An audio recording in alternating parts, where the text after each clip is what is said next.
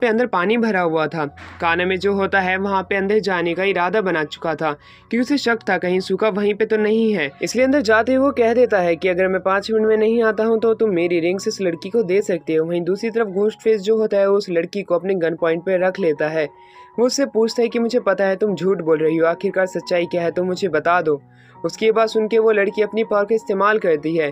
बगल में हेडपंप जो होता है उसके पानी का इस्तेमाल करके वो घोस्ट फेस की गन को फ्रीज कर देती है। अब घोस्ट फेस जो होता है सीयू को आवाज लगाने लग जाता है। वो कहता है कि मैं तुम्हें चोट नहीं पहुंचाना चाहता हूँ, तुम अपने आप आगे आ जाओ और अब सारी सच्चाई तुम एक एक करके बता दो।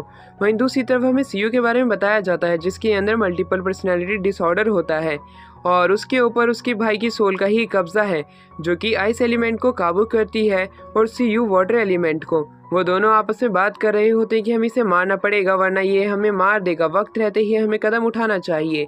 उसी दौरान वो घोस्ट फेस को फंसाने के लिए अब उस फ़ोन का इस्तेमाल करने की सोचते हैं जहाँ पे कि उसका भाई कह रहा था अगर तुम इसे नहीं मारोगी तब मुझे ही इसे मारना पड़ेगा। घोस्ट फेस को ऊपर वो अटैक कर देती है अपनी आइज से। घोस्ट फेस जो होता है उसका ध्यान अब एक ऐसे स्टोर के अंदर जाता है जो कि कमर्शियल स्टोर होता है। वहीं पे अब सीयू जो होती है अपने फ़ोन को आगे फेंक देती है। वो उसे पकड़ने के लिए जाता है पर तभी उस स्टोर के अंदर जितनी भी बोतल्स रखी हुई होती है उसके पानी से वो उसे जमा देती हैं और अब वो वहीं पे जमा हुआ होता है। सीयू वहाँ पे आती है जिसके ऊपर उसकी बॉडी पे भाई का कब्जा था। वो उसे मारने वाला था पर सीयू रोक लेती है अपने भाई को उसे मारने से क्योंकि वो इस गेम में और भी लोगों को नहीं मारना चाहती है। तो दूसरी तरफ हमें कानेमे को दिखाया जाता है जो कि उस पानी के अंदर और भी अंदर जाने लगता है जहाँ पे उसे एक बहुत बड़ी आइस की वॉल दिखाई देती है। वो उसे अपनी गन की मदद से तोड़ता है और बाहर अपने फ़ोन से वो रिंग्स को नोटिस करता है और वो वहाँ पे जाता है तब उसे सूखा मिल जाती है। उसे बाहर लेके आता है जो कि बर्फ़ के पानी की वजह से जम गई थी। वो उसे CPR दे के जगाने की कोशिश करता है और अपनी फर्स्ट किस से उसे जगा देता है। और दूसरी तरफ सुका ये जान के खुश थी कि उसकी फर्स्ट किस और कोई नहीं बल्कि काना में है। वो उसे वापस से किस करती है और वहीं अब उसे अपने सीक्रेट के बारे में बताती है जहाँ पे उसके पेरेंट्स को डी गेम के ही एक प्लेयर ने मारा था और वो उसे कई रिवेंज के लिए ही उसके पीछे पड़ी हुई है और इस गेम मास्टर को भी मारना चाहती है। काना में भी यही सेम ड्रीम उससे शेयर करता है कि वो भी इस गेम के गेम मास्टर को मारना चाहता है। वो उसे चैन उसकी दे देता है खुद से बना के। अब वो लोग उस पानी से बाहर करके निकलते हैं जहाँ पे 8 क्लैन के लोग जो होते हैं आदमी और काफी सारा RDX इकट्ठा कर रहे होते हैं होटल पे अटैक करने के लिए, जहाँ पे कि 8 क्लैन का जो मालिक होता है वो उन कोड्स को अपने आप पता कर लेता है फ़ोन से स्कैन करके। अब हमें पता चलता है कि और भी जगह पे अब रिंग्स जो हो रही हैं वो स्पैन होने लग जा रही हैं जो कि रिंग्स इन्हें पहले नहीं मिल रही थी। वो होटल पे अटैक करने जाते हैं। 8 क्लैन के लोग उस होटल में घुस जाते हैं जहाँ पे कि काने में जो होता है रिन का मैसेज पड़ता है जहाँ पे रिन को उन्होंने डायमंड रिंग की सारे कोड्स भेज दिए होते हैं जिससे कि वो कोड को क्रैक करके ट्रेजर का पता लगा ले कि कहाँ पे है। रिन जो होती है टावर से बाहर निकलने की बात करने लग जाती है। तो दूसरी तरफ अब हमें सीयू को दिखाया जाता है। सीयू उनसे माफ़ी मांगती है कि इसमें उसके भाई की गलती है तो उसे माफ़ कर दो क्योंकि वो मेरी ही बॉडी को कब्जा करके रखा हुआ है और वो आइस मैजिक का इस्तेमाल करता है। सूका उस पे पहले तो काफी ज्यादा गुस्सा थी पर उसकी वजह से कानामे ने उसे किस की है इसलिए वो उसे माफ़ कर देती है और वो उसके उसी की क्लैन में आने के लिए कहती है क्योंकि सीयू जो है वो किसी का भी मर्डर नहीं कर सकती है, वो किसी को भी मारना नहीं चाहती है। इस वजह से वो लोग उसे अपनी क्लैन में लेने के लिए मान जाते हैं जिसके अंदर सूका ने उसे इस तरह के काम बोले थे जो कि वो अपनी उम्र में कर सकती है जैसे कि कपड़े धोना और बर्तन मांजना। उसके लिए सीयू तैयार हो जाती है क्योंकि उसे किसी को भी मारना नहीं पड़ेगा अगर वो इनकी क्लैन में जाती है तो। वहीं दूसरी तरफ कानामे और यूजी जो कि घोस्ट फेस का नाम है वो लोग अब यहाँ से बाहर जाने के लिए तैयार हो जाते हैं जहाँ पे कि ट्रेजर उन्हें मिल सकता है। कानामे जो होता है उन सभी को चलने के लिए कहता है क्योंकि उनके पास इतना टाइम नहीं है। दूसरी तरफ उसके पास रिन के मैसेज भी आ रहे होते हैं ट्रेजर से रिलेटेड। वो सूका को कहता है कि अब हमें चलना चाहिए। सूका इसके लिए तैयार होती है और लोग कहते हैं हम लोग जल्द से जल्द ट्रेजर ढूंढ के यहाँ से बाहर निकल जाएंगे। इसकी वजह से ना हमें किसी को मारना पड़ेगा ना ही मरना पड़ेगा। होटल के अंदर हमें रिन को दिखाया जाता है जो कि फ्लावरिश से कह रही होती है अब हमें यहाँ से बाहर निकलना पड़ेगा पर फ्लावरिश यहाँ से जाने से मना कर देता है क्योंकि उसे अपनी बेटी का इलाज कराना है और उसे पैसे की ज़रूरत है। वो पॉइंट्स को बदल के पैसों में कन्वर्ट कर सकता है और रिंग्स उसके लिए एक अच्छा जरिया है पैसे इकट्ठा करने का। इसलिए वो 8 क्लैन के लोग जो भी होटल के अंदर आ रहे हैं वो उन्हें मारेगा। रेन वहाँ से चली जाती है। फ्लावरिश जो होता है उन लोगों को मारने के लिए अपनी वेन्स और रूट्स को उस होटल के अंदर और भी फैला देता है। वो लोग आगे बढ़ने लग जाते हैं। जहाँ पे हमें एट क्लैन के एक बंदे को दिखाया जाता है जो कि फायर मैजिक यूज़र है। वो एक लिफ्ट के अंदर जाता है और वो जैसे ही उस लिफ्ट के अंदर जाता है और उसको चालू करता है, हमें पता चलता है कि जब फ्लावरिश जो है उसे पकड़ने के लिए अपनी काफ़ी सारी वेन्स और रूट्स का इस्तेमाल करने लग जाता है उस पूरी बिल्डिंग के अंदर, वो उसके ऊपर भी उसका इस्तेमाल करता है। पर एट क्लैन के उस बंदे के ऊपर उसका कोई असर नहीं होता है क्योंकि उसे जला देता है। अब वो ऊपर वाले फ्लोर पे आ जाता है। अब वो मैसेज करके अपने बाकी साथियों को भी ऊपर आने के लिए कहता है क्योंकि उसे ऊपर काफ़ी सारी रिंग्स दिख रही होती है जो कि वहाँ पे पड़ी हुई होती है, वो उन्हें इकट्ठा कर सकते हैं। इस तरह का मैसेज पाके वो लोग लिफ्ट के अंदर जाने के लिए तैयार थे, पर लिफ्ट नीचे आती है और उसके अंदर से अब हमें फ्लावरिश को दिखाया जाता है जो कि बाहर निकल के आता है और वो उन सभी लोगों से फाइट करने के लिए तैयार था। वो एक एक करके उन्हें मारने लग जाता है। उनमें से एक आदमी को वो पकड़ भी लेता है और वो कहता है तुम सारे अपने वेपन ड्रॉप कर दो तब मैं इसे छोड़ सकता हूँ। पर वहाँ पे एक बहुत बड़ा ब्लास्ट होता है जो कि एट क्लैन के बंदों ने किया था खुद को सेक्रीफाइस करके। अब जो फ्लावरिश होता है वो ऊपर आता है जहाँ पे कि वही फायर पंच मैन होता है। वो दोनों आपस में लड़ाई करने लग जाते हैं। उनकी लड़ाई काफ़ी ज़्यादा खतरनाक चलती है और काफ़ी लंबे समय तक चल रही होती है, जहाँ पे फायर पंच मैन जो होता है फ्लावरिश से कहता है कि अब मैं तुम्हें मार दूंगा। तो दूसरी तरफ रेन वहाँ से भाग के आगे जाने लग जाती है। वो एक सबवे की तरफ पहुँच रही होती है जहाँ पे कि वो एट क्लैन के काफ़ी सारे लोगों को नोटिस करती है जो कि वहाँ पे खड़े हुए होते हैं और वहीं पे वो उन कोड्स को डिकोड करने की भी कोशिश करती है कि आखिरकार ये कहना क्या चाहते हैं। वो उन सारे जेम्स के जितने भी डेंसिटी के नंबर्स होते हैं उन सभी को आपस में जोड़ने लग जाती है।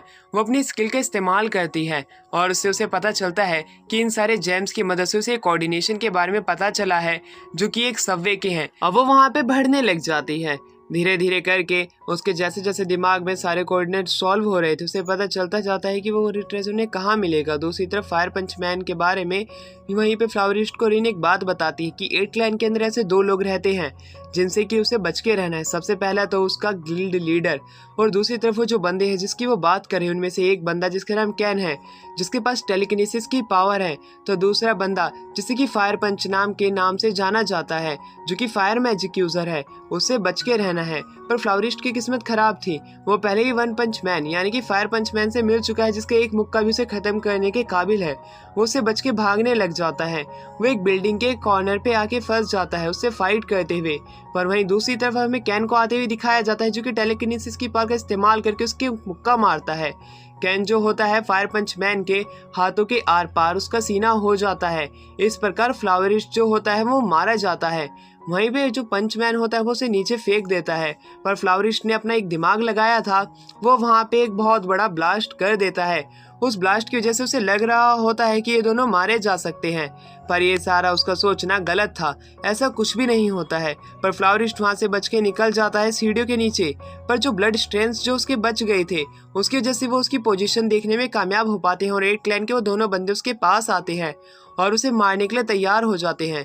पर फ्लावरिश का प्लान कुछ और ही था, वो इस पूरी बिल्डिंग को ही अपने रूट से तबाह कर देता है। इस वजह से वो दोनों भी वहीं पे मारे जाते हैं। दूसरी तरफ रेन जो होती है जितने भी उसने कोड डिकोड किए थे उसके बाद वो एक सबवे के पास में आती है जहाँ पे वो काफ़ी सारे लोगों की रिंग्स को नोटिस करती है अपने कैमरे से। जब वो सबवे के अंदर जाती है वहाँ पे उसे पता था कि इस बार के ट्रेजर हंट का कोड क्या है, पर उसे ये नहीं पता था कि वहाँ पे पहले से ही एट क्लैन के काफ़ी सारे लोग और उसका लीडर खुद वेन भी यहाँ पे आया हुआ है और वो वहाँ से थोड़ा बहुत छिपने की कोशिश करती है। पर एट क्लैन के लीडर के पास में काफ़ी सारे लोग होते हैं उसी की ही क्लैन के, और वो और भी लोगों को इस ट्रेजर हंट के मैप के बाहर बुलाने की कोशिश कर रहा होता है। रेन को ये सारी बात पता थी इसलिए वो बच के भागने जाती है, पर तभी वहाँ पे कुछ लोग उसे नोटिस कर लेते हैं कि यहाँ पे एक ऐसा बंदा है जो कि उनके क्लैन का नहीं है, इसलिए वो उसके पीछे जाने लग जाते हैं। एक पिलर के पीछे रेन छिपी हुई थी, उसे लग रहा था कि वो नोटिस नहीं कर पाए पर उसे नोटिस कर लेते, इसलिए वो बच के वहाँ से भागने लग जाती है और एक ट्रेन की सहायता से वो बच जाती है। वो अब एक सबवे के ऊपर जाने लग जाती है, पर तभी वहाँ पे वेन आ जाता है जो कि उसे एकदम से पकड़ लेता है और उसे कहता है कि मुझे पता है कि तुम यहाँ पे ट्रेजर के लिए आई हो, अगर तुम मुझे पूरे अच्छे तरीके से बता दो कि यहाँ पे ट्रेजर कहाँ पे है तब शायद से मैं तुम्हें जिंदा छोड़ दूँ तुम्हारी पूरी बॉडी इंटैक्ट के साथ में। पर रेन उसे कहती है कि मुझे कुछ भी नहीं पता है ना और मेरे पास रिंग्स हैं, उसकी ये बात सुन के वो उसे कहता है कि तो मुझे तुम्हें टॉर्चर करना पड़ेगा, तुम्हारे शरीर के अंदर मुझे ऐसे इंसेक्ट्स डालने पड़ेंगे जो कि वेनमस होंगे और फिर तुम अपने आप बता दो कि पर रेन तब भी मना करती है बताने से क्योंकि उसे सच में नहीं पता है। इसके ऊपर वेन जो होता है वो कहता है तब मुझे शायद से तुम्हारी सारी उंगलियां काटनी पड़ेगी एक एक करके और उनको पीसना पड़ेगा, उसी के बाद तुम बता पाओगी।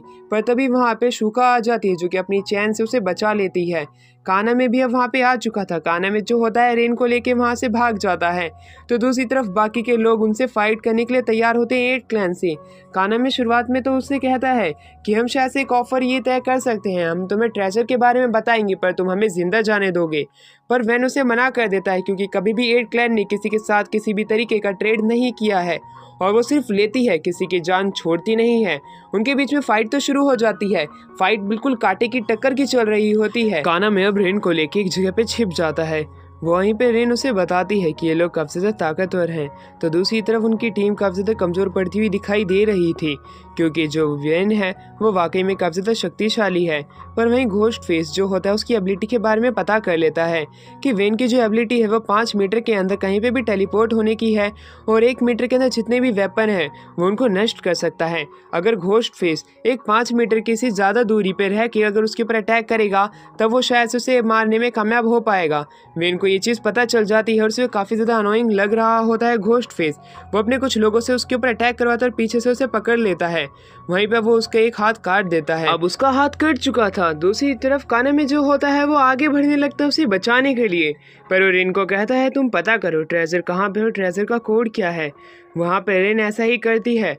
वह अपने दिमाग का पूरा 100% इस्तेमाल करती है।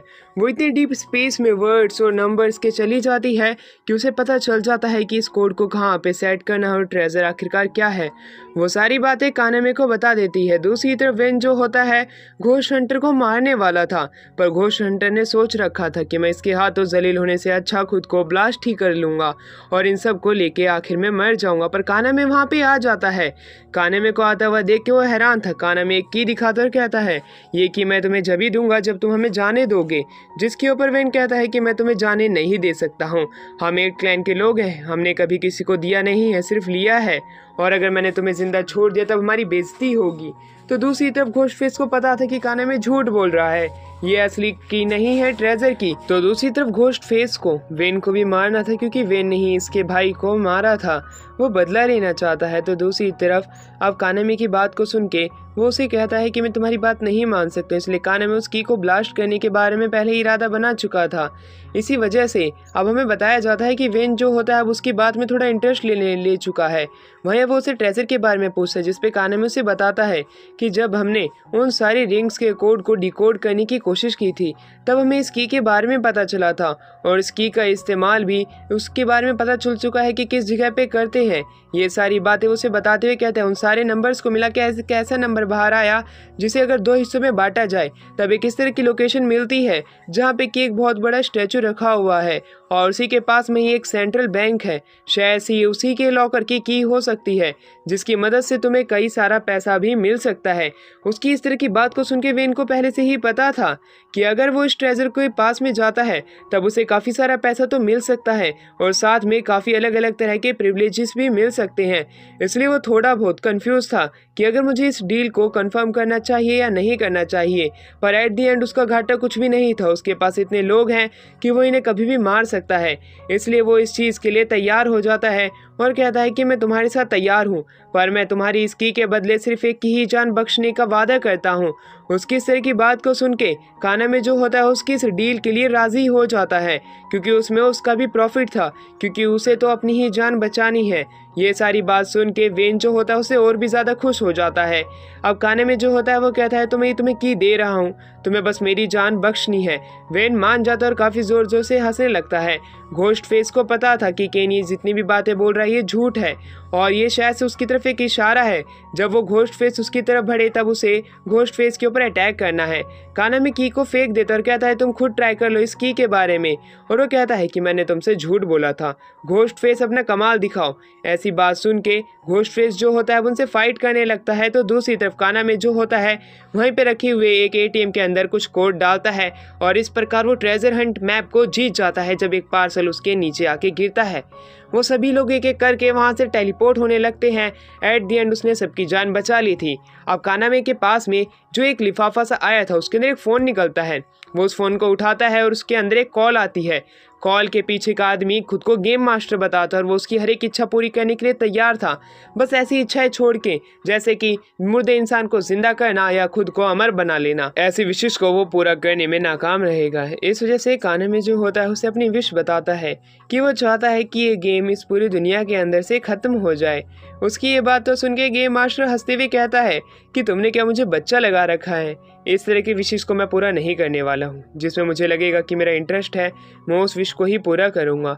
उसकी ये बात सुन के कानामे जो होता है, तभी वो गेम मास्टर उसे दो तरीके बताता है कि इस गेम के अंदर तुम मर जाओ या तुम आने वाले हर एक इंसान को खुद मार दो। इन दो तरीकों से ही तुम गेम को कंप्लीट कर सकते हो। इसलिए कानामे जो होता है अपनी विश मांगता है कि वो एक ऐसी विश चाहता है कि जिसकी मदद से उसे लोगों को ना मारना पड़े ना खुद मरना पड़े। वो इस तरह की एक एबिलिटी चाहता है जिसके ऊपर वो मालिक, जो कि खुद को गेम मास्टर बताता है, वो उसकी इस विश को पूरा करने के लिए तैयार हो जाता है। साथ ही में वो उसे इस गेम को प्ले करने के लिए उसकी एबिलिटी का नाम भी रख देता है, जो कि होती है आयरन फ्लेम फिस्ट। इस तरह का नाम सुन के कानामे खुद भी हैरान था। कानामे कहता है कि आखिर ये किस तरह का नाम है मेरी एबिलिटी का। पर दूसरी तरफ गेम मास्टर से अलविदा कह देता है और वो सीधे दूसरी दुनिया में टेलीपोर्ट यानी कि रियल वर्ल्ड में कर देता है उसे टेलीपोर्ट। सारे अटैक्स को टेररिस्ट अटैक बताया जाता है न्यूज़ चैनल में। लोग हैरान थे कि इस तरह के अटैक ज़्यादातर इसी समय में क्यों हो रहे हैं। स्कूल के अंदर उनका मोटा दोस्त योटा ये सोच रहा था कि मेरे काफ़ी सारे दोस्त 2 महीने से नहीं आ रहे हैं, आखिरकार क्या हुआ, वो उनकी फिक्र कर रहा था। दूसरी तरफ अब हमें दिखाया जाता है सीयू और सुका को। सुका अब सीयू को एक कहानी सुनाती है 3 पिग्स की, जिन्होंने 3 अलग अलग तरह के घर बनाए थे वुल्फ से बचने के लिए। सबसे छोटे पिग को तो वुल्फ ने खा लिया था पहले ही दिन में। वो दूसरे पिग के पास जाता है और उसके घर को आग लगा देता है, जिसका लकड़ी का घर बना हुआ था, और वो उसे रोस्ट करके खा जाता है। वहीं सबसे बड़े भाई का घर ईंटों से बना हुआ था, पर वो ईंटों को तोड़ता है और उसके घर के अंदर जाके उसे भी पका के खा जाता है। सीयू कहती है तो इसका मतलब इन पिग्स को पिग्स नहीं बनना था, वरना इन्हें वुल्फ खा जाता। जिसके ऊपर सुको से बताती है नहीं, ये बात नहीं है, हम अपनी क्लैन के लिए घर ढूंढ रहे हैं। उनका घर वो पुरानी टेक्नोलॉजी का था, पर इस बार हम मॉडर्न बिल्डिंग लेंगे जो कि हमारी क्लैन के रहने के लिए होगा। अब वो इसी चीज़ को कहने के बाद में बिल्डिंग्स ढूंढने लगती है। इससे हमें पता चलता है सुका कितनी ज़्यादा अमीर है। वहीं दूसरी तरफ हमारा सीन यहाँ से शिफ्ट होता है और अब हमें दिखाया जाता है फ्लोरिस्ट की बेटी को, जिसके पास में एक इंश्योरेंस कंपनी का बंदा आता है जो कि 300 मिलियन येन के बारे में उसे बताता है, जो कि उसके मेडिकल बिल के लिए हैं, जो कि उसके फादर के हैं। ये बात जान के वो काफ़ी ज़्यादा गुस्सा थी और वो चीज़ लेने से मना कर देती है, उसे यहाँ से बाहर भेज देती है। वो इंश्योरेंस कंपनी का बंदा एनालिस्ट से पूछता है कि मैं कानामे से मिलना चाहता हूँ, पर उसके लिए वो मना कर देती है। वहीं दूसरी तरफ फ्लोरिस्ट की बेटी रिन से टकराती है और वो कहती कि ये सच में 300 मिलियन येन ही तो है ना, मुझे मेरी आंखों पे यकीन नहीं हो रहा है। जिस पर रिन कहती है तुम चिंता मत करो, तुम किसी भी बैंक में जाओ और उन्हें सेफली अपने पास रखो, आने वाले वक्त में तुम इसका इस्तेमाल कर सकती हो। अगर तुम्हें अपने फादर के बारे में कुछ जानना भी है, अगर तुम उनके बारे में जानना चाहती हो तो तुम मेरे से सीधा सवाल पूछ सकती हो। ये कहने के बाद में रिन जो होती है वहाँ से चली जाती है। अब हमें डांसो क्लब को दिखाया जाता है, जहाँ पे कि घोस्ट फेस के हाथ को ठीक करा दिया जाता है डांसो क्लब की मालिक की गर्लफ्रेंड से। तो दूसरी तरफ अब हमें उसका नाम डांसो बताया जाता है, जो कि डांसो क्लब का मालिक है। अब वो चाहता था कि वो और भी चीज़ें इनसे शेयर करे, इसलिए वो घोस्ट फेस को बताता है कि पहले वो थोड़ा कमज़ोर था, पर जब से उसने गेम में पार्टिसिपेट किया है उसके बाद से उसके पास ऐसी पावर है कि वो एक टैंक को अपनी एक पंच से भी हरा सकता है। अब डांसो कानामे के पास में जाता है, जो कि पूरी जैक्ड बॉडी बना चुका होता है। वो उससे फाइट करने के लिए यहाँ पे आया था, क्योंकि इन्होंने 2 महीने पहले आपस में एक शर्त लगाई थी कि अगर उसे डांसो क्लब के साथ में एक अलायंस क्रिएट करना है तो सबसे पहले उसे डांसो क्लब के मालिक को हराना पड़ेगा या उसके इक्वली ही फाइट करनी पड़ेगी। इसलिए कानामे जो होता है उस चीज़ को लिए तैयार हो जाता है। अब हमें दिखाया जाता है डांसो क्लब के मालिक को, जो कि कानामे को कहता है कि अब हमारा वक्त आ चुका है और अब हमें उस चीज़ को पूरा करना चाहिए। कानामे जो होता है उसके लिए तैयार था। अब डांसो क्लब का मालिक जो होता है उन्हें एक दूसरी जगह लेके आता है, तो दूसरी तरफ योटा को जो होता है वही टेलीकिनेसिस यूज करने वाली पावर वाला 8 क्लैन का बंदा आके पकड़ लेता है क्योंकि वो कानामे का दोस्त है। तो दूसरी तरफ हमें अंडरग्राउंड बैटलफील्ड को दिखाया जाता है जहाँ पे कि हमें ये बताया जाता है कि डांजो जो है पूरी डी गेम का सबसे ताकतवर चौथे नंबर का प्लेयर है और वो इस बार उसी गेम की ही सहायता से उसे ये बैटलफील्ड मिली है कि जिसकी मदद से वो 2 बंदों की फाइट को यहाँ पे कंडक्ट करा सकता है और उसके बदले वो उनसे पॉइंट लेता है। और आज वो इस फील्ड के अंदर खुद कानामे से फाइट करने वाला है। वो कानामे को कहता है कि तुम्हें बच के रहना पड़ेगा। कानामे जो होता है अपनी एबिलिटी का इस्तेमाल करके, पर उससे पहले डांजो उसके ऊपर एक मुक्का मार देता है जिसकी वजह से कानामे को थोड़ा पीछे जाना पड़ता है। उछल के कानामे बच जाता है और अपनी मशीन गन फेंक देता है, पर समय रहते ही वो अब काफ़ी सारे फ्लैश ग्रेनेड को उसकी तरफ फेंकता है। पर वहाँ से होने वाला जो धुआं था उसके अंदर से अब हमें दिखाया जाता है वो बाहर निकल के आता है और अपने एक मुक्के से पूरी जमीन को ही हिला के रख देता है। अब डांजो कानामे के पीछे पड़ जाता है। कानामे अपनी बुलेट से उसके ऊपर अटैक करने की कोशिश करता है पर कोई भी चीज़ उसके ऊपर काम नहीं आ रही होती है। नाइफ से लेके मशीन गन कोई भी चीज़ काम नहीं आती है। डांसो कहता है अगर तुम इसी तरह मुझ पे अटैक करते रहोगे तो शायद से तुम नहीं बचने वाले हो और आज तुम हार के ही जाओगे। कानामे भी एक तरह की मशीन गन निकालता है, वो उसके ऊपर अटैक कर रहा होता है जिससे डांसो बच रहा होता है एक पिलर के पीछे छिप के। तो दूसरी तरफ अब हमें रेन को दिखाया जाता है जो कि कहती है घोस्ट फेस, क्या तुमने ही इसे ये गन दिलाई है? जिसके ऊपर घोस्ट फेस बताता है मेरा हाथ ठीक होने के बाद मैं इसे एक ऐसे गन डीलर के पास लेके गया था जहाँ पे इसने सारी गन्स को कॉपी कर लिया था। उसकी मदद से ही ये अब इस तरह की गन्स को समन कर पाता है। रेन ये बात जान के काफी ज्यादा खुश होती है कि आखिरकार अब तो किसी तरीके से कानामे भी दुश्मनों से फाइट कर सकता है भागने के अलावा। अब हमें दिखाया जाता है डांजो अब उसके पीछे पड़ रहा होता है और एक बहुत बड़ी दीवार को लाता है और अपने कवर शील्ड बना के उसके ऊपर फेंक देता है। कानामे बड़ी मुश्किल से उससे बचता है। डांजो उसे मारने के लिए आगे बढ़ ही रहा था तभी अब कानामे जो होता है एक ग्रेनेड को कहता है कि मैं इसे ब्लास्ट कर दूंगा अगर तुमने मुझ पे अटैक किया। पर डांजो खुद की पावर को बाहर निकालता है जहाँ पे खुद की बॉडी को स्टील का बना लेता है, पर वो बम नहीं बल्कि एक फ्लैश ग्रेनेड होता है। उससे कानामे पीछे हट जाता है और वो अब काफ़ी सारी मशीन गन से और डांजो के ऊपर अटैक करने लग जाता है। डांजो इस तरह की ट्रिक से काफ़ी ज़्यादा खुश था और वो इस मैच को टाई मान लेता है क्योंकि कानामे ने काफ़ी ज़्यादा मेहनत की है और काफ़ी सारी ट्रिक्स का इस्तेमाल किया है। पर दूसरी तरफ एक लड़की वहाँ पे आ जाती है जो कि सभी को पैरालाइज कर देती है और वो वहाँ से कानामे को लेने के लिए आई हुई थी। डांजो को पता चलता है कि डी गेम की सबसे ताकतवर प्लेयर है और एक ये बहुत बड़ी फैमिली से भी आती है। इसका बैकग्राउंड कोई नॉर्मल बैकग्राउंड नहीं है। वो लड़की जो होती है यहाँ से कानामे को किडनैप करने के लिए आई हुई होती है और कानामे को वो खुद के साथ ले जाने की बात करती है और उसे ले जाती है। उसने सभी लोगों को पैरालाइज कर दिया था। पर दूसरी तरफ घोस्ट फेस और रेन जो होते हैं ये सारी बात सुका को बताते हैं। सुका जो होती है अब वहाँ पे कानामे को ढूंढने के लिए निकल पड़ती है क्योंकि वो कानामे को खुद का लैप डॉग बना के रखना चाहती है और उसके साथ बच्चे करना चाहती है। इस तरह की वो बात करती है और वो उसे खोने नहीं दे सकती है, इसलिए अब वो उसकी तलाश जारी कर देती है एक जीपीएस की मदद से जो कि उसने कानामे में फिट किया है।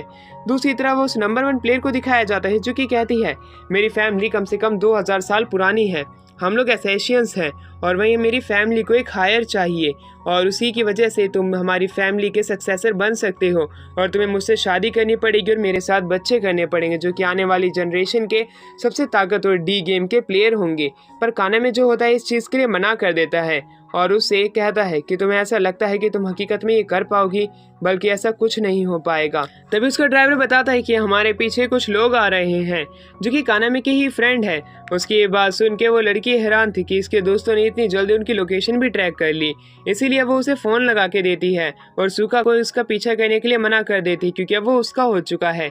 पर कानामे ने तो सुका को कॉल पे कह दिया था तुम अपनी गाड़ी को इस गाड़ी से भिड़ा दो और तुम मुझे बचाओ। इसकी ये बात तो सुन के वो लड़की हैरान थी। वो कहती है मुझे तो लगा था तुम मेरी बात मानोगे, पर मुझे तुम्हारा यही एटीट्यूड काफ़ी ज़्यादा पसंद आया। कानामे उससे शर्त लगाता है अगर वो इन लोगों को हरा देती है बिना इन्हें मारे तब वो उसके साथ बच्चे और उसकी फैमिली में जाने के लिए तैयार हो जाएगा। उसकी ये बात सुन के वो लड़की काफ़ी ज़्यादा खुश थी क्योंकि ये तो उसके बाएं हाथ का खेल है क्योंकि वो डी गेम की सबसे ताकतवर प्लेयर है। दूसरी तरफ सुका जो होती है रिन को सामने वाली कार को ब्लास्ट करने के लिए कहती है। वो अपने गन से ऐसा ही करती है पर उसके टायर भी बुलेट प्रूफ थे तो गाड़ी पे कुछ नुकसान नहीं होने वाला होता। वो ये सारी चीज़ सुका को बताती है। सुका अब खुद जाके आगे उनसे फाइट करने का इरादा करती है और अब वो बाहर निकल के आती है गाड़ी के। उसे गाड़ी के बाहर निकलता आता हुआ देख के नंबर 1 प्लेयर भी बाहर निकल के आ जाती है। उन दोनों के बीच में फाइट शुरू हो जाती है जहाँ पे कि नंबर 1 प्लेयर सूखा को बेहोश करने की कोशिश करती है अपनी पैरालाइज स्वॉर्ड से, पर ऐसा कुछ भी नहीं होता है। उन दोनों के बीच में अब एक अच्छी फाइट शुरू हो जाती है जिसके अंदर दोनों ही नहीं हार रही होती हैं। नंबर 1 प्लेयर जो होती है वो अपनी कार को छोड़ के सूखा की कार के ऊपर चढ़ने का ट्राई करती है। इसी दौरान जब वो इस ट्राई कर ही रही होती है कि ज़्यादा वजन होने की वजह से अब सूखा की कार इम्बैलेंस होने लग जाती है और इसी वजह से अब वो अपनी दिशा खो बैठती है और टेढ़ी मेढ़ी चलने लग जाती है। उन लोगों की फाइट की वजह से उसी दौरान कामना में जो होता है वो काफ़ी सारे ग्रेनेड्स को बाहर फेंकता है। सूखा अपनी चैन से उसका इस्तेमाल करती है और उन ग्रेनेड्स को जो होते हैं वो उसी नंबर 1 प्लेयर की तरफ फेंक देती है, जिसकी वजह से वहाँ पे ब्लास्ट होता है और गाड़ी रुक जाती है। उसी दौरान अब वहीं पे वो असैसिन लड़की जो कि नंबर 1 प्लेयर है वो कहती है तो मैं तो जीत चुकी हूँ, पर उसका ड्राइवर आके यहाँ पे मना करता है कि अब हम इनसे बच के नहीं जाने वाले हैं क्योंकि हमारी गाड़ी ब्लास्ट हो चुकी है और अब उसका चलना नामुमकिन है, उसके टायर काम नहीं कर रहे हैं। इसी वजह से वो अपनी हार मान लेती है और उनकी क्लैन के साथ एक अलायंस बनाने का वादा करती है, पर कानामी इसके लिए मना कर देता है क्योंकि अब वो उसे अपनी क्लैन के अंदर ही चाहता है, क्योंकि वो इसी दौरान उस पर भरोसा कर सकता है। इसके लिए वो लड़की मान जाती है। और वहीं दूसरी तरफ कानामी जो होता है कहता है कि अगर हमें फ्यूचर में कभी धोखा देती हो तो सबसे पहले तुम मुझे धोखा दे के मार देना, क्योंकि मैं नहीं चाहता हूँ कि मेरी वजह से मेरी क्लैन मेंबर्स को मरना पड़े। इसकी इस तरह की बात को सुन के वो लड़की कहती है तुम चिंता मत करो, मैं तुम लोगों को धोखा नहीं देने वाली हूँ, तुम मुझ पे इतना भरोसा कर सकते हो। कानामी की ये बात सुन के वो खुश था। तो दूसरी तरफ कानामी को एक वीडियो टेप आती है उसके फ़ोन में जहाँ पे योटा को 8 क्लैन के मेंबर्स मार रहे होते हैं। इस तरह की क्लिप को तो देख के कानामी का बिल्कुल दिमाग ही फिर जाता है कि आखिरकार 8 क्लैन क्या कर रही है उसके टीम मेंबर्स के साथ में, जो कि इस डी गेम का एक हिस्सा भी नहीं है। वो उनसे बदला लेना चाहता था, वो जल्द से जल्द योटा को उन लोगों की कैद से आज़ाद करवाना चाहता था, क्योंकि उसने योटा की आंखों से जब आंसू बहते हुए देखे थे तब उसने अपने बाकी के 2 दोस्तों की डेड को भी महसूस किया और इसको नहीं खोना चाहता था। रिन भी अपने काफ़ी सारे कॉन्टैक्ट से उनके बारे में पता लगवाती है, जहाँ पे उसे पता चल जाता है कि वो लोग अभी एक गोडाउन के अंदर छिपे हुए हैं। उसी दौरान वो जो इन्फॉर्मेशन जिस लड़की ने रिन को दी हुई होती है वो लड़की चाहती थी कि वो भी एक पेमेंट ले। उस पेमेंट के बदले वो पॉइंट तो नहीं मांगती है बल्कि रिन से वादा करवाने का कोशिश करती है कि वो भी उसे अपनी गिल्ड में ले ले, जिसके ऊपर रिन मना करते हुए चली जाती है। वो अपने बॉस से इसके बारे में बात करेगी। ये बात जान के वो लड़की खुश थी इतनी चीज से भी। अब हमारा सीन शिफ्ट होता है और अब हमें दिखाया जाता है रिन को, जो कि अब कानामी के पास में आती है और सारी लोकेशन बता देती है। वो लोग काफ़ी सारी टीम्स में बढ़ जाते हैं और उन लोगों से योटा को आज़ाद कराने के अपने मिशन के लिए तैयार हो जाते हैं। सूखा कानामी को अपनी दोस्त की इतनी ज़्यादा टेंशन लेने से मना करती है क्योंकि वो लोग उसे ज़रूर आज़ाद करवा लेंगे। कानामी कहता है कि अब यही मेरा इकलौता दोस्त है जो कि हाई स्कूल का है। तो दूसरी तरफ हमें काफ़ी सारे पुलिस वालों को दिखाया जाता है जो कि 8 क्लैन के उस जगह पे पहुंच जाते हैं और वहीं पे दूसरी तरफ वो लोग अब पीछे वाले रास्ते से जाने की कोशिश करने लग जाते हैं उस गोडाउन के। पुलिस भी अपना काम कर रही होती है, रिन भी अपना काम कर रही होती है, जहाँ पे वो योटा के पास में एक फ़ोन गिराती है। योटा को कानामी सारी चीज़ें बता देता है कि उसे एक ऐप डाउनलोड करना है जो कि वो उसे भेजने वाला है। कैसे ना कैसे करके योटा ऐसे ही करता है, वो अपनी जीप का इस्तेमाल करते हुए उस फ़ोन को चलाने की कोशिश करता है, पर उसी दौरान वो कानामी के कॉल को काट देता है, पर गेम को लॉगिन करने में कामयाब हो जाता है। स्नेक उसे बाइट करता है और उसके पास में टेलीकिनेसिस की एबिलिटी आ जाती है कि वो किसी भी सामान को एयर में फ्लोट कर सकता है। वो ऐसा ही करता है। जब 8 क्लैन के एक मेंबर वहाँ पे आता है उसे खड़ा पाके तो वो उसे फेंक देता है। उसी दौरान उसके पास में आने वाले 8 क्लैन के वो 4-5 बंदों के साथ ऐसा ही करता है, पर कुछ समय के अंदर वहाँ पे वेन वापस आ जाता है। वेन जो होता है उसे अपना असली बॉस दिखा देता है कि इस जगह का है कौन। अब होता ये है कि जो कानामी जो होता है अपनी गाड़ी को बड़ी ही तेजी से उस गोडाउन के अंदर ले जाके मार देता है, क्योंकि वो जानता था कि अगर उसे अपने दोस्त योटा को बचाना है तो ऐसा ही करना पड़ेगा। पर रास्ते में 8 क्लैन के मेंबर्स मिल जाते हैं, जहाँ पे कि अब हमें उसी बंदे को दिखाया जाता है जिसने योटा को किडनैप किया था।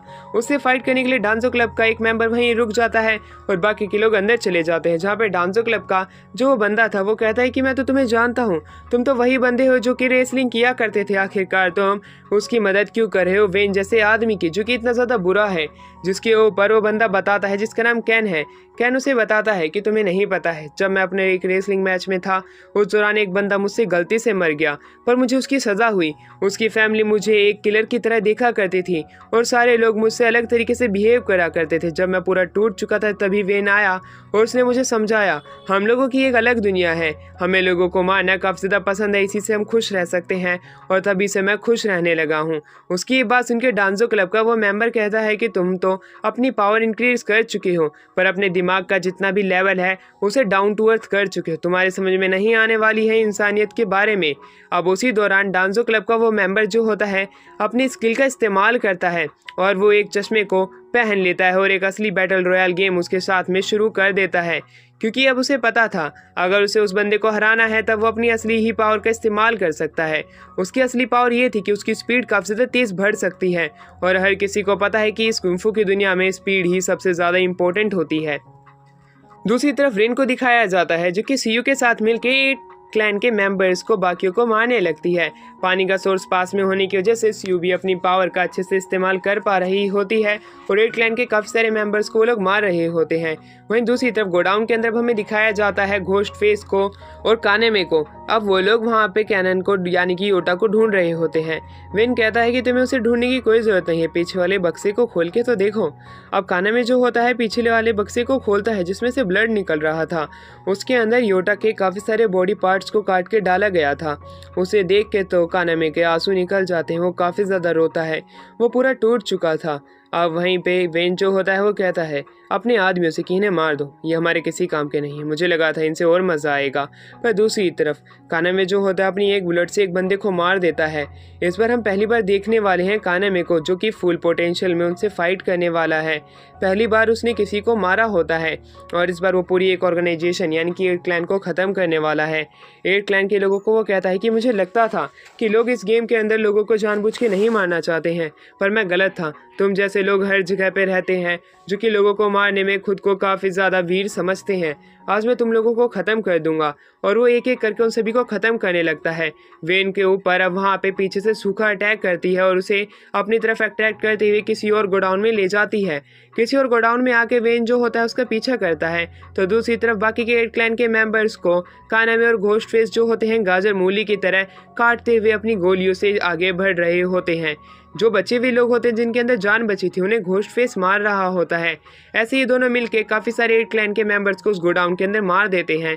तो दूसरी तरफ अब हमें सूखा को दिखाया जाता है जो कि कंटेनर के ऊपर खड़ी थी और वो कहती है कि आखिरकार तुम यहाँ पे आई गए, हमारी पिछली गेम का यहाँ पे बदला मैं लेने वाली हूँ। जहाँ पे कि वेन जो होता है वो कहता है कि मैंने तुम्हारे पर काफ़ी ज़्यादा सर्च की थी, मैं जानता हूँ कि तुम्हारे पास इतनी ज़्यादा पावर नहीं है जो कि मुझे बीट कर सके, मेरी पावर तुमसे ज़्यादा सुपीरियर है और अब मैं तुम्हें मार दूंगा। वहीं इस बात को सुन के वो उसे आगे बढ़ने के लिए कहती है। वो जैसे ही आगे बढ़ता है उसके पाँव अपने आप ही कट जाते हैं। वेन जो होता है वो कहता है कि ऐसे कैसे हो सकता है, मेरा पाँव अपने आप कैसे कट सकता है, ये नामुमकिन है, इसकी चैन को तो मैंने अभी काट दिया था। पर ये चीज़ देखने के बाद सूखा काफ़ी ज़्यादा हंसती है। उसे हंसता हुआ देख के अब वेन जो होता है उसके पीछे टेलीपोर्ट होता है, पर इस बार उसका एक हाथ और एक पाँव वापस से कट जाता है। अब उसके पास सिर्फ एक ही हाथ बचा था। अब वो कहता है कि आखिरकार तुम ऐसे कैसे कर सकती हो, तुम्हारी चैन तो तुम्हारे ही पास में थी, कहीं ये तुम्हारी एक दूसरी एबिलिटी तो नहीं है। जिसमें सूखा कहती है तुम बददिमाग हो, तुम्हारे पास दिमाग की कमी है। और वो काफ़ी सारी थ्रेड्स को उसकी आंखों के आगे लाती है और उसे बताती है कि मैं किसी भी तरह के वायर टाइप स्ट्रक्चर को अपने आप ही कंट्रोल कर सकती हूँ। मैंने इन वायर को वाइब्रेट किया और एक आरी की तरह तुम्हारे हाथ और पाँव को काट दिया। उसके बाद में अब सूखा जो होती है उसे अपनी उन्हीं वायर के अंदर बड़ी मजबूती से एक जगह पे जकड़ लेती है और जब वो वहाँ पे जकड़ा जाता है उस जगह पे वेन जो होता है वो कहता है तुम्हें क्या लगा था कि मैं तुम्हारी स्ट्रिक में इतनी आसानी से आ जाऊँगा। अब वो अपने आप को वहाँ पे सूखा से टेलीपोर्ट कर लेता है। सूखा उन चैन में फंस चुकी थी पर वहाँ से बड़ी ही आसानी से निकल जाती है क्योंकि वही तो उन्हें कंट्रोल करती है। उसके बाद में अब वो उसके ऊपर वापस से चैन से अटैक करती है। इस बार उसके पास सिर्फ उसका एक हाथ बचा था। वो क्रोल करके वहाँ से जाने लगता है। सूखा उसे मारने वाली ही थी कि तभी वेन खुद को टेलीपोर्ट कर लेता और आसमान के अंदर आ जाता है। वो खुद को ज़मीन पे गिरने से पहले एक और बार टेलीपोर्ट करता और छोटे से डिस्टेंस की मदद से गिरता है। उसे लग रहा था कि वो जिंदा बच गया है पर तभी उसके पास में घोस्ट फेस और कानामे आता है। उन दोनों ने अपनी गन उसके फेस पे पॉइंट कर रखी थी। वो मरने से पहले कहता है कि मैं तुम्हें अपने पॉइंट्स दे दूंगा, मैं तुम्हें 1800 पॉइंट्स दे दूंगा, तुम मेरी जान बख्श दो। पर कानामे कहता है उसकी चिंता मत करो, मेरे पास एक इस तरह की पावर है जिसकी मदद से मैं सामने वाली एनिमी के बैट के अंदर कितने ही चाहे पॉइंट खुद ही लगा सकता हूँ और अपने पॉइंट कितने ही ज़्यादा गिरा सकता हूँ। ये एक पोकर जैसी एबिलिटी है जो कि मुझे उस ट्रेजर हंट मैप की मदद से मिली थी। इसके बाद हमें पता चलता है कि कानामे ने किस तरह की एबिलिटी का मांग की थी इस गेम मास्टर से। वो किसी भी पॉइंट को बदल सकता था किसी भी मैच के शुरू होने से पहले या शुरू होने के ख़त्म होने के बाद भी। इस तरह की एबिलिटी उसे ओवर पावर बनाती है क्योंकि वो पॉइंट इस प्रकार नहीं हारेगा और सामने वाले के पॉइंट पूरे तरीके से ले लेगा। वो घोस्ट फेस को मार देता है और घोस्ट फेस को मारने के बाद में वो सभी लोगों को टेलीपोर्ट कर देता है उनके हेल के अंदर। गेम मास्टर भी ये देख रहा होता है। तो दूसरी तरफ हमें पता चलता है कानामे ने अपनी क्लैन का नाम रेवेंस रखा है और जो इतने भी रेवेंस के मेंबर हैं वो ऐसे लोगों को मारने का काम करते हैं जो कि काफ़ी ज़्यादा क्रूर होते हैं डी गेम के अंदर और लोगों को बेरहमी से बिना उनकी इजाज़त के मारने की कोशिश करते हैं। वो एक एक करके अलग अलग एरिया पे कब्जा कर रहे होते हैं। वो शिबुया से आगे बढ़ के पूरे कांटो रीजन के अंदर फेमस हो जाते हैं और वहीं पर अब हमें पता चलता है इनका प्लान ये है कि वो इस दुनिया के अंदर इतनी शांति ला देंगे कि कोई भी डी गेम की मदद से किसी को मारने की कोशिश नहीं करेगा और वो गेम मास्टर को ही मारने का प्लान बना रहे होते हैं।